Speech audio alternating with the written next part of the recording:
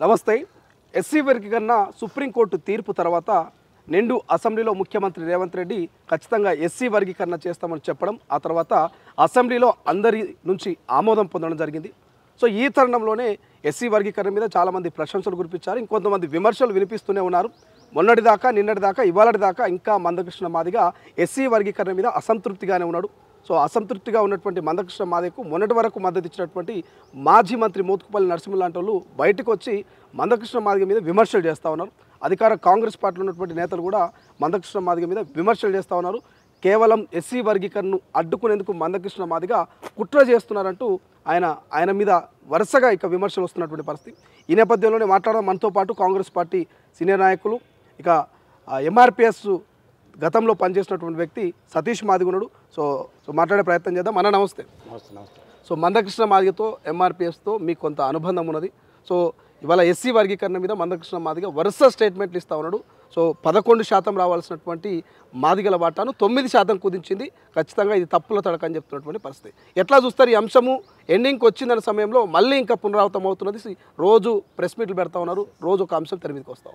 ఇప్పుడు మొట్టమొదట ప్రస్తుతం అంటే 30 సంవత్సరాల కాలం నుంచి వర్గీకరణ కావాలని కోరుకున్న మందకృష్ణ మాదిగ ఆ ఉద్యమంలో దాదాపు ఒక 5 సంవత్సరాలకు ఒక లీడర్షిప్ చేంజ్ అయితే అన్నట్టుగా ఒక ఆరు మంది అంటే 6 లీడర్స్ మారినాయి. మేము మొదటి స్థానం వ్యక్తులం అనుకో అందులో. అంటే మేము 1996 నుంచి 94 నుంచి ఉన్నోళ్ళం. ఇప్పుడు ఇట్లా బాగా నోరున్నోళ్ళను స్పీడ్గా పనిచేస్తులను ఆయన నాయకత్వానికి అడ్డం వస్తుందని చెప్పేసి అని కొన్ని వేల మందిని తీసేసిండు ఆయన. కొన్ని వేల మంది. ఇప్పుడు వాళ్ళందరూ కూడా కృష్ణమాదిగ వాదనని ఇప్పుడు ప్రస్తుతం వ్యతిరేకిస్తారు. కారణం ఏంది? కృష్ణమాదిగ బీజేపీకి మద్దతు ఇచ్చిన తర్వాత ఎస్సీ వర్గీకరణ బీజేపీ చేయాలి కానీ కాంగ్రెస్ పార్టీ చేయాలని ఆయనకు ఉద్దేశం లేదు. 30 ఏళ్ళు ఎంఆర్పిఎస్ అధ్యక్షుడిగా, వ్యవస్థాపకుడిగా మందకృష్ణ మాదిగ పోరాటం చేసిండు వర్గీకరణ మీద. సో ఎక్కడ మందకృష్ణ మాదిగ క్రెడిట్ పోతుందని కాంగ్రెస్ వాళ్ళు ఈ రకంగా బట్టగాల్సి మీద వేస్తారా మందకృష్ణ మీద? లేదు, తప్పది. ఎందుకొరకు అంటుండంటే ఫస్ట్ మేము 94లో మూవ్మెంట్ స్టార్ట్ చేసిన తర్వాత 98-99 మధ్యన చంద్రబాబు నాయుడు గారికి తెలుగుదేశం పార్టీకి మద్దతు ఇవ్వడం, అంటే రాజకీయ అరంగేట్రము, ఒక ఉద్యమం రాజకీయ పార్టీలకు మద్దతు ఇచ్చే కార్యక్రమం అప్పటి నుంచి షురువైంది. దీంట్లో వాళ్ళు మద్దతు ఫ్రీగా కోరరుగా, డబ్బులు కూడా ఇస్తారు. డబ్బులు తెచ్చుకునేది ఎవరికి కూడా తెలిసేదిగా. నేను ఒక్కడే పోయేది ఎత్తుకొచ్చు. చంద్రబాబు దగ్గర డబ్బులు తెచ్చుకున్నాడు. రాజశేఖర రెడ్డి గారు ఉన్నప్పుడు రాజశేఖర రెడ్డి గారితో కూడా తీసుకున్నాడు. అంతెందుకు తెలంగాణ మూవ్మెంట్ నడుస్తుంటే కరీంనగర్ ఉప ఎన్నిక విషయంలో రాజశేఖర రెడ్డి గారు ఎప్పటి హెలికాప్టర్లో వచ్చింది ఆయన. రాజశేఖర రెడ్డి గారి మద్దతు వర్గీకరణ చేస్తారు. రాజశేఖర రెడ్డి గారు మన కాంగ్రెస్ కోటేయాలని చెప్పి ప్రచారం చేసిండు ఆ రోజు. అంటే ప్రచారంతో పాటుగా మద్దతుతో పాటుగా బండ్లు, వాహనాలే కానీ డబ్బులే కానీ వీటన్నిటిని కూడా సమకూరుస్తుంది రాజకీయ పార్టీ. మరి ఇప్పుడు అన్ని డబ్బులు తీసుకున్న మందకృష్ణ మాదిగ కోట్లకు పడిగెత్తాలి, ఎక్కడికక్కడ ఆస్తులు కొనాలి, ఎక్కడికక్కడ బిల్డింగ్లు కట్టాలి. ఆయన చూస్తే ఇంకా నేనేమంటున్నా, అది ఎక్కువ ఏం కాదు కానీ కొన్నాడు, కానీ కొన్నారు. అయితే నేనేమంటున్నా, కృష్ణమాదిగ గారు అదే నల్లకండువ, అదే తెల్లంగి, అదే బ్లాక్ పాయింట్, అదే తోలు చెప్పులు వేసుకుంటాడు. ఆయన వేసేద్దంలో ఎలాంటి మార్పు ఉండదు. ఇప్పుడు మన బీజేపీ మద్దతు ఇచ్చింది మొన్న ఎన్నికలలో. అన్ని రాజకీయ పార్టీలకు మద్దతు ఇచ్చిండు, వదిలిపెట్టిండు. కానీ బీజేపీని మాత్రం బిగ్గర కౌగిలించుకుండు. అందుకొరకే వర్గీకరణకు ఇష్టం లేదు ఇప్పుడు ఆయన. నేనేమంటున్నా, నేను మన తొలి వెలుగు ఛానల్ నుంచి ఒకటే సవాల్ చేస్తున్నా కృష్ణమాదిగ గారికి. అఫిడవిట్ ఇచ్చిండు కేంద్ర ప్రభుత్వం, నరేంద్ర మోడీ అఫిడవిట్ ఇచ్చిండు సుప్రీంకోర్టుకు, అఫిడవిట్ ఇచ్చిండు అని చెప్పి చెప్తున్నావు కదా, అది బహిరంగపరచు. ఆ అఫిడవిట్లో బీజేపీలు ఏమి ఇచ్చిండ్రో, ఆ ప్రభుత్వం ఏమి ఇచ్చిందో బహిర్గతం చేయాలని చెప్పేసి నేను డిమాండ్ చేస్తున్నా. ఒక తెలంగాణ మాదిగ దండోరా, తెలంగాణ ప్రాంత వ్యక్తిగా, వ్యవస్థాపక అధ్యక్షుడిగా తెలంగాణ మాదిగలకు లాభం జరగాలని మొట్టమొదటి నుంచి ఎంఆర్పిఎస్కు నీకు వ్యతిరేకంగా ఉద్యమాన్ని నడిపిన వ్యక్తిగా, ఎంఆర్పిఎస్లోనే పనిచేసిన ఆ పాత వర్గీకరణ తెలంగాణ మాదిగలకు అన్యాయం అవుతుంది అని చెప్పేసి అని 12% రిజర్వేషన్ అడిగిన మొట్టమొదటి వ్యక్తిగా. ఎంఆర్పిఎస్ తర్వాత నెక్స్ట్ పెట్టిందే తెలంగాణ మాదిగ దండోరా.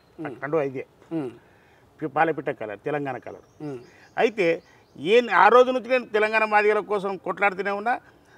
నా డిమాండ్ను తట్టుకోలేక ఆయన అప్పుడు 7% కావాలని అన్నాడు ఆయన.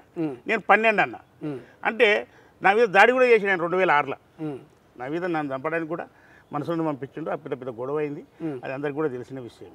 అయితే నేనేమంటున్నా, కృష్ణమాదిగ గారు నరేంద్ర మోడీ గారిని బిగ్గర కౌగిలించుకోండి. కనుక బీజేపీకి లాభం జరగాలి అని చెప్పేసి అని ముఖ్యమంత్రి గారు చేసిన ఈ వర్గీకరణను రకరకాల కొర్రీలు పెట్టి రకరకాల వంకలు పెట్టి ఇది తప్పు జరుగుతుంది 11% కావాలా లేకపోతే మాలలకు అన్యాయమైంది అందరికీ సమన్యాయం జరగాలని చెప్పేసి అని కళ్ళబొల్లి మాటలు చెప్తున్నామని మన పూనా ఉడంబడికలో జరిగిన ఒప్పందంలో కమ్యూనల్ అవార్డు ద్వారా రిజర్వేషన్స్కి ఇబ్బంది కలిగిందని ఒక కథ చెప్తాడు. అదే రకంగా తెలంగాణ రాష్ట్రం వస్తున్నప్పుడు 7 మండలాలు పోయి ఆంధ్రలో కలిసినాయి. ఇప్పుడు ఆదివాసీ బిడ్డలంతా ఆందోళన చెందుతున్నారు. ఆ పరిస్థితి ఉండొద్దు, వర్గీకరణలో 59 కులాలకు న్యాయం జరగాలని చెప్పేసి అని దొంగ సాకులు చెప్పుకుంటూ. ఎందుకు దొంగ సాకులు చెప్పాల్సిన అవసరం మనకి ఏం అవసరం? జెన్యున్గా ఫైట్ చేస్తున్నా అనుకోవచ్చు కదా మాదిగల కోసం. ఇప్పుడు నేనేమంటున్నా, జెన్యునిటీ ఎక్కడుంది? ఇప్పుడు వాస్తవానికి కృష్ణమాది అన్నట్టుగా ఉన్నది 15% రిజర్వేషన్ మాది ఎస్సీలకు. చట్టబద్ధంగా ఉన్నది 15%. ఈ 15%ని మాకు మొత్తం మా జనాభా ప్రస్తుతం తెలంగాణలో 52 లక్షలు 52 లక్షల జనాభా ఉంది మాకు. ఈ 52 లక్షల జనాభాలో మాది 32 లక్షల చిల్లర ఉంటుంది. 32 లక్షలు డివైడెడ్ బై 15%, 15 డివైడెడ్ బై చేస్తే మాకు వచ్చేది 9.03 వస్తుంది మాకు వచ్చే వాటా. ఇప్పుడు మాకు వర్గీకరణలో 9% వచ్చింది బరాబరు. 32 లక్షలు డివైడెడ్ బై 15. ఎవరైనా సరే లెక్కలు తెలిసిన వాళ్ళు చదువుకున్న వాళ్ళు 32 లక్షలు డివైడెడ్ బై 15 వేయండి, ఎంత పర్సెంటేజ్ వస్తుందో తెలుస్తుంది. కృష్ణమాది లెక్క తెలుస్తుంది. అదే రకంగా 15 లక్షల మందికి 15 లక్షలు మాలలు ఉన్నారు కదా. అవును. ఈ 15 లక్షలు డివైడెడ్ బై 15 వేయండి, వాళ్ళ పర్సెంటేజ్ ప్రకారం వాళ్ళకు వస్తుంది. అట్టనే 177,77,000 జనాభాను 15% వేయండి, ఆ లెక్క ఏదో 1% తేలిపోతుంది. అంతేగాని లెక్కలు రాకనో లెక్కలు తెలియకనో అనవసరంగా ఉల్టపల్టా మాట్లాడుకుంటూ మాదిగలకు 11 వస్తుంది. మాదిగలకు 11 ఎక్కడి నుంచి వస్తుందా? ఏ నుంచి వస్తుంది? ఎవరిస్తారు? ఎక్కడి నుంచి తీసుకొచ్చి చేయాలి మాదిగలకు 11? ఏ లెక్క ప్రకారం వస్తుంది? ఇంకోటి మాలలకు మన 11 మనకు వస్తే మన మిగతా 58 కులాలకు ఏడ పెడతారు, ఏమిస్తారు? ఇంకోటి మాలలకు 15 లక్షల మందికి 5% రిజర్వేషన్ ఇచ్చింది అంటుండ్రు. మన 15 లక్షల గది ఇచ్చింది 17,77,000 మందికి ఇచ్చారు. 17 lakhs 17,77,000 జనాభాకు 5% రిజర్వేషన్ ఇచ్చిండ్రు. 15% కాదు, 1% ఇచ్చింది కూడా 1,77,000 జనాభాకి ఇచ్చారు. ఓకే. ఇంకోటి దాంట్లో ఆ యొక్క గ్రూప్ 1లో ఉన్న జనం ఎవరు? గతంలో బి గ్రూప్లో ఉన్నోళ్ళే. ఏది బుడగ జంగాలని, డకలోళ్ళు, మాంగు గరోడి, వీళ్ళందరినీ కూడా గతంలో మాదిగ గ్రూప్ ఎంపటి వాళ్ళే వీళ్ళంతా. ఓకే. 7 కులాలను లేపి ఏ గ్రూప్లో పెట్టారు. మొత్తం అధిక 1,33,000 ఆడ ఉన్నారు. ఆడ ఉన్నది మిగతా కులాలు, ఈ 7 కులాలను తీసి పక్కకెట్టి మిగతా 8 కులాలు లెక్క కడితే ఆ యొక్క 8 కులాలు 30,000. మేమే మా దాంట్లో నుంచి పోయిన వాళ్ళు 1,33,000 ఉన్నారు ఆడ. అన్నప్పుడు మా జనాభానే ఎక్కువ కదా. అంటే ఆడ మాకు 77% రిజర్వేషన్ వచ్చింది. అంటే ఇప్పుడు ఇక్కడ 9%, అక్కడ పోయిన 1,33,000 జనాభాకు 77.77 ఏదైతే పర్సెంటేజ్ ఉందో మొత్తం కొట్టుకుంటే మాకు 9.77 వచ్చినట్టుగా. అంటే 10 వచ్చినట్టే కదా మాకు. ఈ లెక్కలు ఎవరు చెప్పాలి చెప్పండి? ఈ ప్రభుత్వం ఇంత న్యాయంగా, షమీ అఖ్తర్ గారు ఇంత న్యాయంగా చేస్తే కూడా మాలలకు అన్యాయం జరిగింది, నేతకాలకు అన్యాయం జరిగింది, మాహర్లకు అన్యాయం జరిగింది, మాంగులకు అన్యాయం జరిగింది అని మాట్లాడుతుండేది. 59 కులాలకు 59 గ్రూపులు చేస్తే ఈయన మాట నడుస్తుంది. 59 కులాలు ఉన్నాయి కదా ఎస్సీలలో, 59 గ్రూపులు చేయాలంటుండే మందకృష్ణ. ఎందుకు 59 గ్రూపులు చేయాల్సిన అవసరం ఉందంటారా నిజంగానే? చట్టం జరుగుతుంది, అవుతుంది అట్లా. ఇప్పుడు ఎస్సీలలో 17 మంది ఉన్న కులం ఉంది. ఓకే. ఓన్లీ 17 మంది, ఓన్లీ 17 మంది ఉన్న వాళ్ళు ఉన్నారు, వాళ్ళకు ఒక కులం. అంతే కదా. 59 ఉపకులాలు ఒక భాగం అది. అంతే కదా. ఇప్పుడు 59 కులాలు ఉన్నాయి కదా. ఈ 59 కులాల్లో మాదిగలు 32,33,000 జనాభా, single largest caste. Okay. In Telangana, not only ఎస్సీస్. ఓకే. 59 కులాలనే కాదు, యావత్ తెలంగాణనే అతిపెద్ద కులం. ఈ ఎస్సీ రిజర్వేషన్లో ఎస్సీల దాంట్లో జాబితాలో మొట్టమొదటి హైయెస్ట్ జనాభా కలిగిన కులం మాదిగ కులం, 32 లక్షల చిల్లర. రెండో కులం మాల, 15 లక్షల 33,000 జనాభా. మూడో కులం ఏది ఎస్సీల నేతకాని 1,33,000 జనాభా. నాలుగో కులం అనేది బుడగ జంగం 1,11,000. అంటే ఎస్సీలో ఉన్న 59 కులాలలో 4 కులాలు హైయెస్ట్ పాపులేషన్. మిగతా అన్ని 17 మంది ఉన్న ఒక కులం ఉంది అందులో, అనామకులని. 17 మంది. ఆ కులం పేరు అనామకుల. అనామకులు. అనామకుల కులం అనేది 17 మంది మాత్రమే ఉన్నారు. 17 మంది. ఆ తర్వాత ఇంకో కులం ఉంది, 34 మంది. 100 మంది జనాభా దాటని కులాలు 10 ఉన్నాయి అందులో. 100 జనాభా దాటిన కులాలు 10 ఉన్నాయి. 10 ఉన్నాయి అందులో. ఓకే. 100 మంది లేని, 100 మంది దాటని కులాలు, జనాభా కలిగిన కులాలు 10 కులాలు ఉంటాయి అందులో. ఓకే. ఆ తర్వాత 100 నుంచి 500 మంది జనాభా కలిగిన కులాలు 14 ఉన్నాయి అందులో. ఓకే. ఆ తర్వాత 500 నుంచి 1000 దాకా ఉన్న కులాలు 15 ఉన్నాయి దాంట్లో. అంటే ఈ 100 దాటని కులాలు 10 ఉన్నాయి, 500 దాటని కులాలు 14 ఉన్నాయి, 1000 దాటని కులాలు 15 ఉన్నాయి. అంటే ఈ కులాలకు ఏ రకంగా నీకు రిజర్వేషన్ పొలాలు అందుతాయి? ఇప్పుడు బిచ్చగాడు కూడా అడక్క తినడానికి వాని సిప్ప వానికి కావాలంటాడు. నా సిప్పలో 1 పైసా పడినా 2 పైసలు పడినా నాకే చెందుతుంది కదా అంటాడు. గ్రూపులలో ఎవరు ఉంటారు? ఇంకోటి మనం డిమాండే గ్రూప్స్. మళ్ళీ గ్రూప్లో ఒక కులం ఎట్టు ఉంటుంది? కొన్ని కులాలను కలుపుకొని సమూహంతో ఏర్పడితే గ్రూప్. కానీ కృష్ణమాది ఏమంటుండు, అసలు ఆ రోజు కమ్యూనల్ అవార్డులో అన్యాయం జరిగినట్టుగా, ఈ తెలంగాణ రాష్ట్రంలో 7 మండలాలకు అన్యాయం జరిగినట్టుగా జరగొద్దు ఎస్సీ వర్గీకరణలు. అందరికీ న్యాయం జరగాలి, అందరికీ న్యాయం జరగాలి, అందరికీ న్యాయం అనేది పచ్చి అబద్ధము. ఈయన ఒక్కడికి ఆర్థికంగా రాజకీయంగా లాభం జరగాలన్నది ప్రధానమైన లక్ష్యం ఇందులో. కనుకనే కృష్ణమాదిగా చాలా బ్లాక్మెయిల్ చేస్తున్నాడు. అంటే ఏం బ్లాక్మెయిల్ చేసిండు? కృష్ణమాదిగకు బ్లాక్మెయిల్ చేయాల్సిన అవసరం ఏమున్నదంటారు? ఇప్పుడు అతడు మొదటి నుంచి కూడా బ్లాక్మెయిలరే. ఏం బ్లాక్మెయిల్ చేసిండు గతం? ఆయన ఎలాంటి వ్యక్తి అంటే చాలా గడికి ఒక మాట మాట్లాడుతుంటాడు. నాకు రాజ్యసభ సీట్లు వచ్చినాయి, ఎమ్మెల్సీ సీట్లు వచ్చినాయి వాస్తవమే. తెలుగుదేశం పార్టీ, నాకు తెలుగుదేశం పార్టీలో పెద్దపల్లి ఎంపీ సీట్ ఇస్తాడు చంద్రబాబు నాయుడు. ఓకే. వద్దన్నాడు. ఆ తర్వాత మన ఈ రాజ్యసభ ఇస్తున్నాడు. రాజ్యసభను సూర్యాపేటకు సంబంధించుకున్న ఒక వ్యక్తికి ఇచ్చిండు. అన్న పేరు ఏం పేరు చనిపోయాడు ఆయన, Sudarshan. Okay.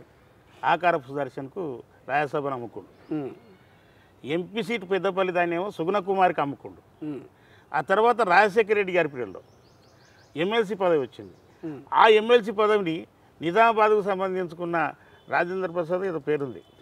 Okay. MLC present ఉన్నాడు ఆయన, ఆయనకు అమ్ముకుండు. ఈయనకు పదవులు వచ్చినాయి కానీ వాటిని వేరేటోళ్ళకి అమ్ముకుండు. కానీ నాకు పదవులు అవసరం లేదు, కాలిగొట్టుతోనే అంటుంటాడు ఆయన. అది ఈయన యొక్క లైన్. పైసలు కావాలి నాకు, పదవులు కాదు. నెంబర్ 2, ఎందుకు బెదిరింపు అంటున్నాం? మాదిగలను 30 ఏళ్ళ నుంచి మూమెంట్ నడిపిండు ఆయన. నా వయసు ఇప్పుడు 50 సంవత్సరాలు దాటింది. ఆయన వయసు కూడా ఇప్పుడు 60 సంవత్సరాలు దగ్గర, 60 సంవత్సరాలు వచ్చింది ఆయనకు. ఓకే. అయితే ఇప్పుడు ఆయన ఆలోచన ఏంది అంటే 30 సంవత్సరాలు మాదిగలతో అటాచ్మెంట్లు ఉన్నాయి. ఆయన నాయకత్వంలో తండ్రి పనిచేసాడు, అలా కొడుకు పనిచేసాడు, ఆ కొడుకు కూడా పనిచేస్తారు ఇప్పుడు. ఓకే. అంటే మాదిగల కోసము కష్టపడుతున్న ఏకైక వ్యక్తి మందకృష్ణ మాదిగ అనే ఒక బ్రాండ్ వచ్చేసింది. అతను తిప్పించుకుంటారని ఇప్పుడు ఏమంటాడు, ఇక వర్గీకరణల అన్యాయం జరుగుతుంది అని వేసిండు బాంబు. రేవంత్ రెడ్డి గారేమో వర్గీకరణ అయ్యింది, 3 గ్రూపులు చేసేసిండు, అంతా అయిపోయింది. తను ఏం చేసిండు? నిజానికి నిజమైన ఉద్యమకారుడు అయితే, నిజంగానే అతనికి సామాజిక న్యాయం కావాలని సోయి ఉంటే ఆ రోజు తక్కువైందని చెప్పాడు. ఇంకోటి షమీ అఖ్తర్ గారికి ఆయన ఏమి ఇచ్చిండో చెప్పమని ఫస్ట్ కమిషన్ రిపోర్టు 68 రోజులు చేసింది కదా, 80 రోజులు జరిగింది కదా. ఆ 82 రోజులలో ఈయన ఏమి ఇచ్చిండు షమీ అఖ్తర్ గారికి? దాన్ని బయటపడమని ఆయన నెంబరింగ్ అడగలే. మళ్ళీ మొన్న పోయి కూడా కలిసిండు కదా, మరి షమీ అఖ్తర్ను కలిసిండు కదా పోయి. మొన్న పోయి కలిసింది ఏంటంటే ఆయన ఇప్పుడు ఉద్యమ నాయకుడైనా ఆలోచన ఉన్నోడైనా ముందు చెప్పాలి.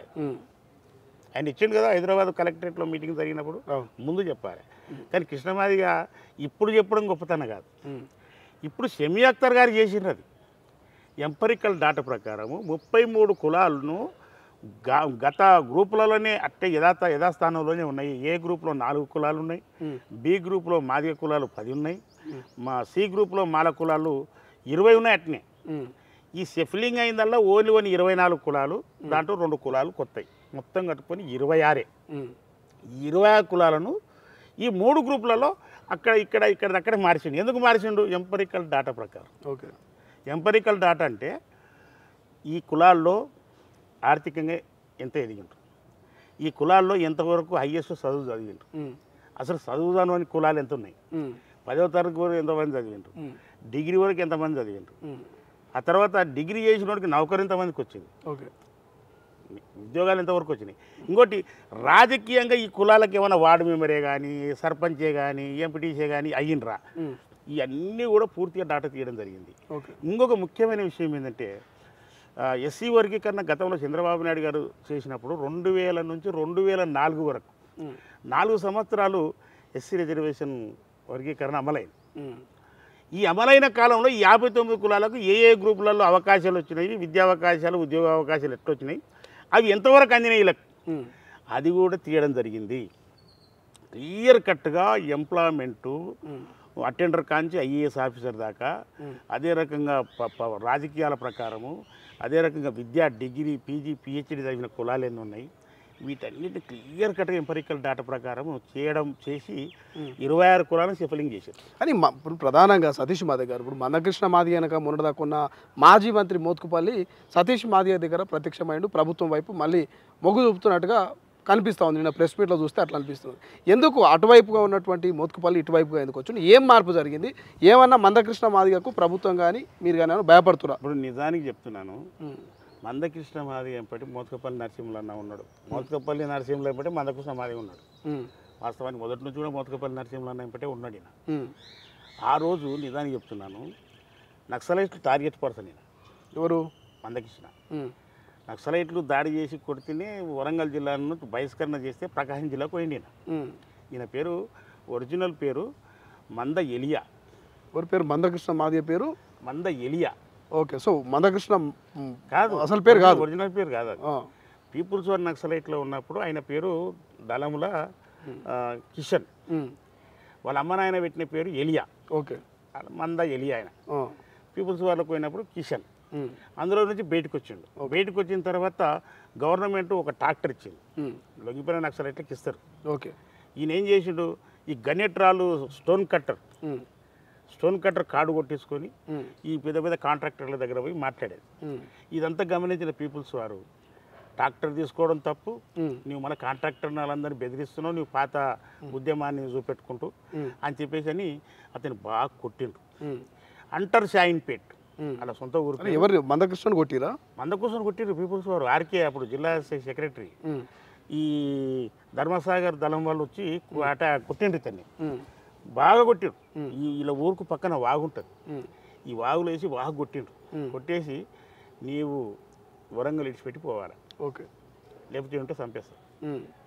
ఎందుకంటే మూమెంట్ చాలా బలమైన మూమెంట్ ఉన్న ప్రాంతం వరంగల్ జిల్లా.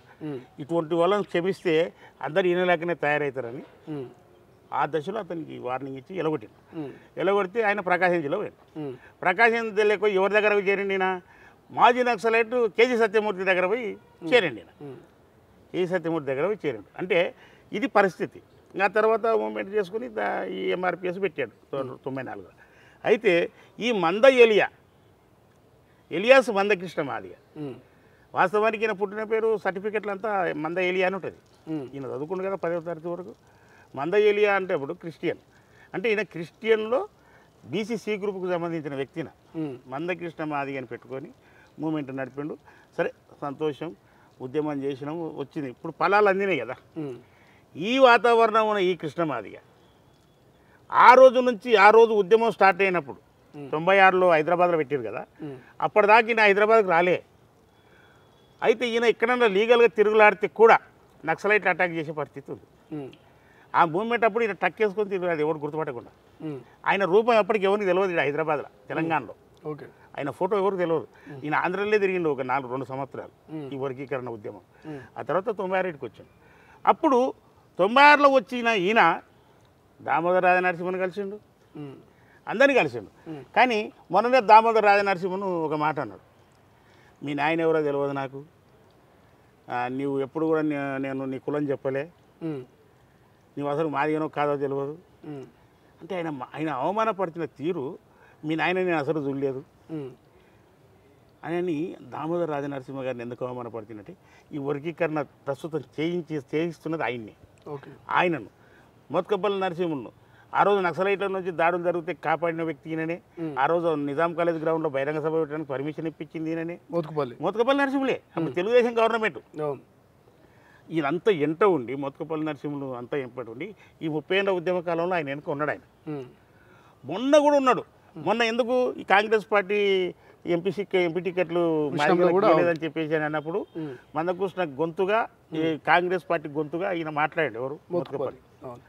ఇప్పుడు కృష్ణమాది గారు ఎందుకు తిడుతుందంటే ప్రభుత్వం ఇంత కరెక్ట్గా సెమీ అఖ్తర్ గారిని ఒక రిటైర్డ్ జడ్జిని పెట్టి ఈ కమిషన్తో వర్గీకరణ చేస్తే దాన్ని పట్టించుకోకుండా తప్పని చెప్తూ మళ్ళా వర్గీకరణ చేసిన తర్వాత ముఖ్యమంత్రి దగ్గరికి ఎవరిని తీసుకుపోవాలినా మాదిగా ఎమ్మెల్యేలను తీసుకుపోవాలి, లేకపోతే మోత్కపల్లి నరసింహులు తీసుకుపోవాలి. వర్గీకరణ చేసిన తర్వాత ఈయన ఎవరు తీసుకొని పోయిండు కాంప్లైంట్ చేయనికే మాలోళ్ళని తీసుకొని పోయిండు.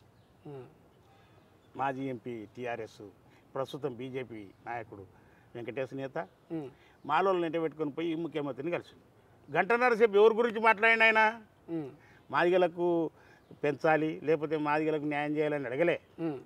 ఈ కులాలకు అన్యాయం అవుతుంది, ఈ మాలలకు అన్యాయం అవుతుంది అనే దాని గురించే మాట్లాడి సెమీ అఖ్తర్ టైం ఇవ్వండి చెప్తామని చెప్పేసి అని అడిగొచ్చు.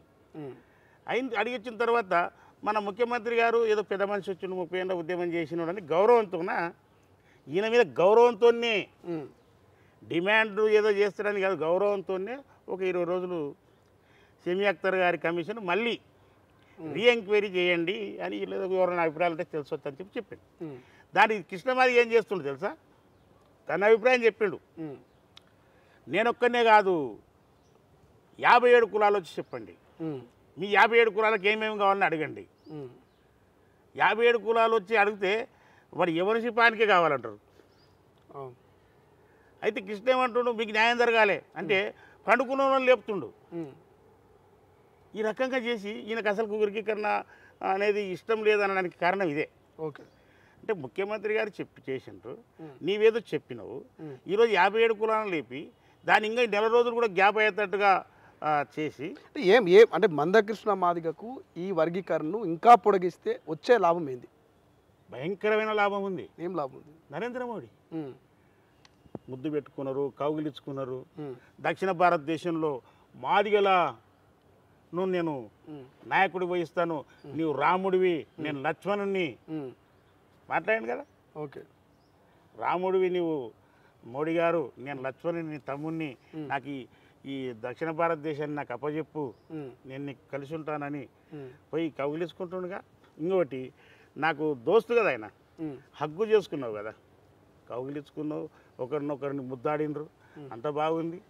ఇప్పుడు ఆర్టికల్ 341 రద్దు చేసి భారతదేశం అంతా కూడా సెంట్రల్ గవర్నమెంట్ రిజర్వేషన్ వర్గీకరణ చేయించవచ్చుగా, అది చేయడు.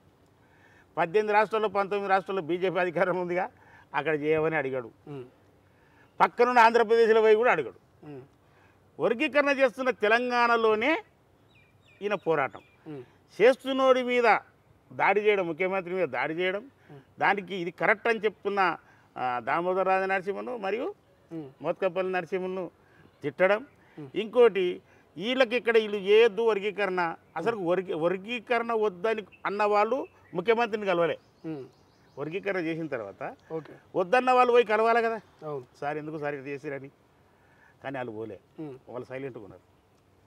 ఏదో పోయి అయింది కదా, మన వాట మనకేదో వచ్చిందని అనుకోరు. కానీ ఇన్ని రోజులు కావాలన్నాడు, ఇప్పుడు వద్దని ముఖ్యమంత్రిని అడుగుతూ ఒక మాట చెప్తుండు, బ్లాక్మెయిల్. ముఖ్యమంత్రి కూడా బ్లాక్మెయిల్. ఎస్, ముఖ్యమంత్రి మీద సవాల్ చేస్తున్నా ఆయన.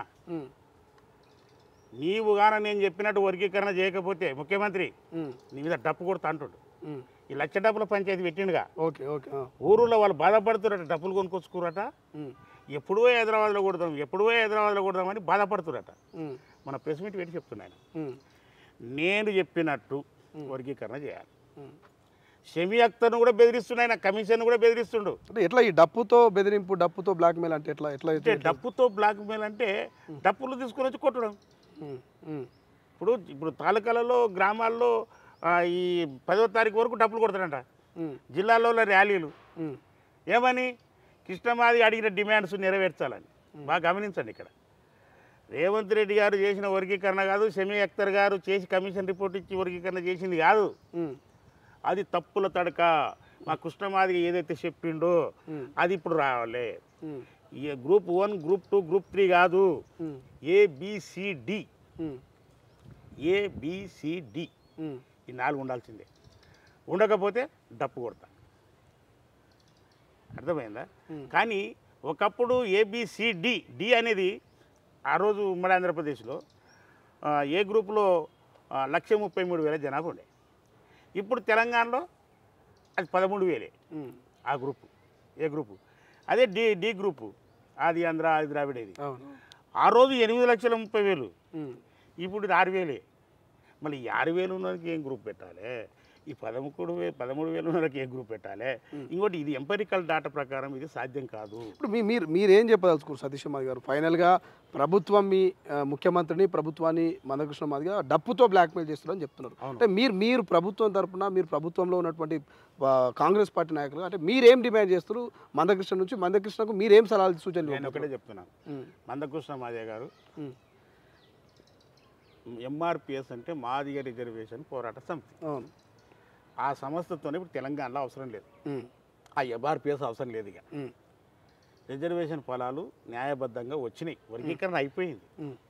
మాదిగలకు 9% వచ్చింది, గ్రూప్ 1 ఉన్న బుడగజంగాలకు 1% వచ్చింది, మాలలకు ఉన్న అందరు కలుపుకొని వాళ్ళకి 5% వచ్చింది. వర్గీకరణ అయిపోయింది, అది న్యాయబద్ధంగా జరిగింది. ఏమింత కృష్ణమాదిగా చెప్పినట్టు కానీ అటు ఇటు ఏమింత ఒక అక్షరం ముక్క అక్కటి ఇటు కదిలిచినా ఇది మళ్ళీ కోర్టుకు వెళ్ళిపోయి కొట్టుడు అవుతుంది. ఎందుకు కమిషనే తప్పు చేసినట్టు అవుతుంది. ఇప్పుడు కృష్ణమాదిగా చెప్పినట్టు చేస్తే ఆ రోజు ఎందుకు చేసినావు, ఈ రోజు ఎందుకు ఇట్లా చేసినావు అని కృష్ణమాదిగా బెదిరిస్తుండు కమిషన్. నేను చెప్పినట్టు చేయంటాడు, వీడు చెప్పినట్టు చేస్తే, ఈ కృష్ణమాదిగా చెప్పినట్టు చేస్తే రేపు కోర్టులో నిలబడకపోవచ్చు. ఫస్ట్ ఎట్లా చెప్పినావు, అసెంబ్లీ తీర్మానం చేశారు, ఇప్పుడు ఎట్లా చేసినావు అంటారు. అదే రకంగా ముఖ్యమంత్రిని కూడా ఏమయ్యా ముఖ్యమంత్రి, నీవు ఆ ముఖ్యమంత్రి లేకపోతే మందకృష్ణ మాదిగనా? మందకృష్ణ మాదిగ బెదిరిస్తే ముఖ్యమంత్రి భయపడతాడా? ఇప్పుడు సామాజిక న్యాయం చేసినట్టావు, ఇప్పుడు నువ్వు నేను చెప్పినట్టు చేయకపోతే నీ సంగతి చూస్తారు రేవంత్ రెడ్డి అని చెప్పేసి అని డప్పుతోనే బెదిరిస్తున్నాడు. కనుక ఈ బెదిరింపు రాజకీయాలు, బెదిరింపు ఉద్యమాలు నడవవు. మేము ముఖ్యమంత్రి గారికి ఒకటే విజ్ఞప్తి చేస్తున్నాం, కాంగ్రెస్ ప్రభుత్వానికి కూడా ఒకటే విజ్ఞప్తి చేస్తున్నాం, మీరు ఎవరిని బుడబుడ బెదిరింపులకు భయపడదు. మందకృష్ణ కాదు, మందకృష్ణ తాత దిగొచ్చిన వర్గీకరణ ఆగదు, వర్గీకరణ ఆపడు కూడా రేవంత్ రెడ్డి. కనుక ఆయన పేదల పెన్నిది. ఇంకోటి షమీ అఖ్తర్ గారు, నిజంగా చెప్తున్నాను, షమీ అఖ్తర్ ఒక ముస్లిం అతను. ఆయన ఒక పల్లెటూరు ప్రాంతం నుంచి వచ్చినాడు. నల్గొండ టౌన్లో ఒక మాలవాడ మాదిగవాడ మధ్యన ముస్లిం వాడ నుంచి వచ్చినాడు. ఆయన అన్నీ తెలుసు ఆయనకు స్థితిగతులు. కనుక ఆయన కరెక్ట్గా ఇచ్చిండు. ఆయన రిపోర్టు వెరీ క్లియర్. దాన్ని తప్పు పట్టినోడు వాడు నిజంగా తప్పుడు వ్యక్తి, వాడు లెక్కలు తెలియనివాడు, వాడికి అసలు స్వార్థంతోనే మాట్లాడినాడు అవుతాడు. కనుక షమీ అఖ్తర్ గారు ఇచ్చిన రిపోర్టు కరెక్ట్ ఉన్నది, ముఖ్యమంత్రి గారు చేసింది కూడా కరెక్ట్ ఉన్నది. కనుక ఏదైతే మన ప్రకటన చేసిరో ఫిబ్రవరి 4వ తారీఖు సోషల్ జస్టిస్ డే అని చెప్పేసి జీవో కూడా ఇచ్చిండ్రు. కనుక దాని ప్రకారమే జరగాలి. కృష్ణమాదిగ బుడ్డ బెదిరింపులకు ఎవ్వరు కూడా భయపడొద్దు అని చెప్పేసి అని విజ్ఞప్తి చేస్తున్నా. ఇంకొకటి డప్పులు కొనుక్కున్న మాదిగలకు కూడా విజ్ఞప్తి చేస్తున్నా. కృష్ణమాదిగ కొట్టమాట, ఆ కృష్ణమాదిగ చంద్రబాబు నాయుడు తమ్ముడు రామూర్తి నాయుడు చచ్చిపోతే ఆయన సావులో డప్పు కొట్టిండు. ఆయన సావులో డప్పు కొట్టిండు. నిజానికి సాగు డప్పు కూడా నాకు రాదు, ఆ దరువు ఎట్లుంటుందో కూడా నాకు తెలియదు. దరువులో చాలా రకరకాలు ఉంటాయి. పెళ్ళికో దరువు ఉంటుంది, పిల్ల పండుగ దరువు ఉంటుంది, డ్యాన్స్ చేయడానికి సిందాడడానికి సిందేసే దరువు ఉంటుంది. నేను ఛాలెంజ్ చేస్తున్నా కృష్ణమాదిగ, నేను డప్పు సంకనేసుకొని దరువులు కొడదాం రా. కొడతాడా సతీష్ మాది కూడా డప్పు బాగా కొడతాడా? బాగా వస్తుంది సతీష్ మాది. నేను చిన్నప్పటి నుంచి బడికి పోయి వచ్చి మా ఇంటి పక్కనే ఉండే డప్పులు కొడతారు. ఇప్పుడు వాస్తవానికి డప్పులు అందరి ఇళ్ళలో ఉండవు, ఎక్కడైనా సరే కానీ ఒక 5-6 ఇళ్ళులో ఉంటాయి. కానీ ఇప్పుడు కృష్ణమాది ఏం చేసాడు, ప్రతి ఒక్కడు కూడా కొనండి. ఇప్పుడు ఎట్టయిందంటే కృష్ణమాది గారి డిమాండ్ ఎట్ట కనపడుతుంది మాకంటే, గ్రూప్ 1కు ప్రిపేర్ అయిన వాళ్ళు ఉంటారు చూడు. గ్రూప్ 1కు ప్రిపేర్ అయితే ప్రభుత్వం డేటును పొడిగిస్తే లేకపోతే డేటు తీసేస్తే వాళ్ళు బాధపడుతుంటారు చూడు. గ్రూప్ 1 ఎగ్జామ్ ప్రిపేర్ అయిన వాళ్ళు అట్లా వీళ్ళు విషయం చెప్తున్నాడు ఏమని, వీళ్ళు డప్పు కొట్టడం నేర్చుకున్నారు, డప్పు కొనుక్కొచ్చుకుర్రు, నువ్వు ముఖ్యమంత్రి నువ్వు పర్మిషన్ నేను దేశంలోనే నెంబర్ 1 నిలబెడతా తెలంగాణను, సాంస్కృతికంగా నేను డప్పు కొట్టాలి, డప్పు కొట్టడానికి నేర్చుకున్న వాళ్ళు ఉండరు. ఈ డప్పులు కొట్టడానికే వాళ్ళు పుస్తకం డప్పులు కొనుక్కొచ్చుకోరు, ఉద్యోగస్తులు కూడా డప్పులు కొనుక్కొచ్చుకోరు. కనుక నీవు పర్మిషన్ దయచేసి నేను కొట్టాలి అని చెప్పేసి అని గ్రూప్ 1 ఎగ్జామ్కి అడిగినట్టు అడుగుతున్నా డప్పు కొట్టే సంగతిని. సో మీరు అన్నారు మందకృష్ణకు సావు డప్పు కొట్టడానికి రాదు, నువ్వు నేను ఇద్దరం డప్పు కొడదాం చూద్దాం అన్నారు. డప్పు లేనట్టున్నది ఇక్కడ, కానీ డప్పు ఉంటే కొట్టిపించడం ఖచ్చితంగా బరబ్బరి కొడతాను నేను. చూద్దాం ఇంకోసారి అవకాశం వచ్చిన డప్పు కొట్టిద్దాం. రేవంత్ రెడ్డికి డప్పు కొట్టడానికి వస్తుందా, నేను దర్వు వేస్తుంటే నా పక్కన నన్ను చూసుకుంటా అసెంబ్లీలో దర్వేసిన ఆయన, నేను డప్పు కొడితే సతీష్ నీకు వస్తుంది డప్పు అంటే వస్తుంది నాకు, కానీ మళ్ళీ కొట్టు ఎందుకనంటే నేను సిందాటే డప్పు కొడుతున్నా అంటే డ్యాన్స్ ఆడుతుంటుంది ఖాళీగా, అది కొడుతుంటే ఆడతా దరువు కొడుతుంటే. ముఖ్యమంత్రి కూడా నవ్వుతూ ఆయన కూడా ఊకుంటూ కొడుతున్నాడు. ఈయన కొడుకులకు రాదు అంతేందుకు ఈయన అల్లుడిని ఈయన బిడ్డలకి అల్లుని కోసమే అడగండి. ఆయన అల్లుడు డాక్టర్ కదా, వాళ్ళ ఇంటనే ఎవరికి రాదు డప్పు కొట్టడానికి. ఈయన డప్పు కొట్టకపోతే మాది కూడా కాదంటాడు, డప్పు కొట్టేటోనికి మంత్రి పదవి ఇస్తా అంటాడు. ఎంత సిగ్గుమాలిన వ్యవహారం అయిందంటే, అరే కంప్యూటరీకం నడుస్తున్న ఈ కాలంలో ఉద్యోగస్తులు కూడా డప్పు కొనుక్కొచ్చుకోండి, డప్పులు ఇప్పియండి అని చెప్పేసి అని ఒక అంటే డప్పు అనేది డప్పు కొడితేనే ప్రామాణికం, కుల ప్రామాణికం. ఇప్పుడు డప్పు రెడ్లకు వస్తుంది కొట్టడానికి, డప్పు మాలల్లోకి వస్తుంది. ప్రతి కళాకారుడు పాటలు పాడాలనుకున్నవాడికి ప్రతి ఒక్కరు నేర్చుకో డప్పు. ఇప్పుడు మాది వల్ల సొత్తు కాదు, ఇప్పుడు డప్పు అందరి సంకనం ఉంది, అది అందరు కొడుతూనే ఉండదు. కానీ ఈయన ఏమంటాడు, మాది డప్పు కొట్టడానికి కోసమే మంత్రి పదవి అంటాడు. ఇంకోటి కులం సర్టిఫికెట్ ఎంఆర్ఓ ఇచ్చినవి దొంగ సర్టిఫికెట్లు ఉన్నాయంటాడు. మనకి ఇప్పటి నుంచి ఆయన పోయి అడగాలి కదా దరఖాస్తు. నేను కూడా తొందరలోనే పెడుతున్నా దరఖాస్తులు. మందకృష్ణకి ఇవ్వండి క్యాస్ట్ సర్టిఫికెట్లు ఆయన ఇస్తాడు, ఆయన మంద ఏలియా ఇస్తాడు. బీసీసీ గ్రూప్కు సంబంధించుకున్న మంద ఏలియా మాదిగోళ్ళకు సర్టిఫికెట్ ఇస్తాడంట. మనం ముందు ఎంఆర్ఓకి దరఖాస్తు పెట్టుకునే కన్నా ముందు మందకృష్ణ మాదికి ఇచ్చి ఆయనతో సంతకం పెట్టించుకొని మనం మాదిగోళ్ళని తెలంగాణ అందరూ కూడా కులం సర్టిఫికెట్లు అడిగే పరిస్థితికి తీసుకొస్తున్నాడు. తొందరలోనే కొంతమందితో నేను కృష్ణమాదే కూడా. ఇప్పుడు మీరు బీసీసీ అన్నారు, సో మాలా మాది అంటే ఎస్సీ వస్తుంది అనుకుంటా. సో మరి బీసీసీ ఎట్లా ఎస్సీకి ఎట్లా? బీసీసీ అంటే ఎస్సీలుగా ఉండి క్రైస్తవ మతానికి తీసుకున్నాడంటే బీసీసీ గ్రూప్ కిందకి వెళ్ళిపోతాం. ఓకే, ఇప్పుడు మందకృష్ణ బీసీసీలో ఉన్నట్టు అంతే కదా. మనం మందే ఎలియా అంటే ఏంది అది ఎల్లా కాదని ఎలియా. ఇంకోటి ఆయన క్రిస్టియను, అలా భార్య కూడా చర్చికి వస్తుంది, ఆయన పెద్ద కొడుకు చర్చి నడిపిస్తున్నాడు. ఇప్పుడు భారతీయ జనతా పార్టీ సిద్ధాంతం ప్రకారం క్రైస్తవుడు బీసీసీ గ్రూపా కాదా? వారు ఈయన తిరుగుతున్న నరేంద్ర మోడీ కవిగిట్టో ఉన్నాడు కదా, ఆయన అడగమను, సార్ నేను మంద ఏలియా, నేను హిందువునా లేకపోతే క్రైస్తవునా అంటే వాళ్ళు చెప్తారు బీజేపీలో. రైట్. సో ఫైనల్గా ఏం చెప్తారు తెలంగాణ ప్రజలకు, కాంగ్రెస్ నేతలు కావచ్చు, దళిత బిడ్డలకు సతీష్ మాదిగా ఏం చెప్పదలుచుకోండి వర్గీకరణ? నేను ఒకటే మాట చెప్తున్నాను, మందకృష్ణ మాదిగ గారు మాటను ఉద్యమం ఉన్న రోజు విన్నాం, అందరు విన్నారు, అందరు సపోర్ట్ చేశారు. అడవిలో ఉన్న అన్నలు సపోర్ట్ చేశారు, అన్ని పార్టీలు సపోర్ట్ చేసినాయి, అన్ని కులాలు సపోర్ట్ చేసినాయి. మీరు అందరు సపోర్ట్ చేసినందుకు, మాదిగలకు సపోర్ట్ చేసినందుకు మీకు అందరికి కూడా కృతజ్ఞత. ఇంకోటి చివరికి మాలలకు కూడా మేము కృతజ్ఞత తెలియజేస్తున్నాం. ముందు బట్టి విక్రమార్క గారు ఉప ముఖ్యమంత్రి, ఆయన మండలిలో ప్రవేశపెట్టిన వర్గీకరణ బిల్లు వ్యతిరేకించవలసిన చేతులు వర్గీకరణ బిల్లు పెట్టేయండి. వ్యతిరేకంగా మాట్లాడవలసిన వివేక్ వెంకట స్వామి ఇది కరెక్ట్ అని చెప్పేసి నోరెత్తలేదండి. అదే రకంగా నాగరాజు ఎమ్మెల్యేనే కానీ అంతెందుకు మా ఏఐసిసి ప్రెసిడెంట్ మల్లికార్జున్ ఖర్గే అందరూ కూడా వర్గీకరణకు సపోర్ట్ చేశారు. కానీ కృష్ణమాదిగిన వాళ్ళు అడ్డం పడినని ఈరోజు దొంగ మాటలు చెప్పిండు. కనుక అందరి సహకారం ఉంది, మాలల సహకారం ఉంది, బీసీల అన్ని వర్గాల సహకారం వర్గీకరణకు ఉంది. కనుక మందకృష్ణ మాది యొక్క మాయమాటలు నమ్మకండి. మాకు న్యాయమైన వాటా దక్కింది, మాలలకు న్యాయపరంగా జరిగింది, మాకు న్యాయంగా దొరికింది. అదే రకంగా బుడగ జంగాలకు గ్రూప్ 1 కూడా న్యాయం జరిగింది. కనుక ఇంకా న్యాయం జరగలేదని ఉద్యమాన్ని ఉద్యోగంగా తీసుకున్న ఆయన ఉద్యోగానికి ఆయనకు ఇబ్బంది అవుతుందని చెప్పేసి అని బాధపడుతున్న ఆయన మాటలు ఎవరు కూడా నమ్మొద్దని చెప్పేసి అని ఇంకా 18 రాష్ట్రాల్లో దేశవ్యాప్తంగా జాతీయ అధ్యక్షుడైన ఎంఆర్పిఎస్ జాతీయ అధ్యక్షుడికి తెలంగాణలో పని లేదుగా, 18 రాష్ట్రాల్లో పనింది. దేశవ్యాప్తంగా కూడా పనింది, అక్కడ వర్గీకరణ చేయించండి అని చెప్పేసి అని విజ్ఞప్తి చేస్తున్నా.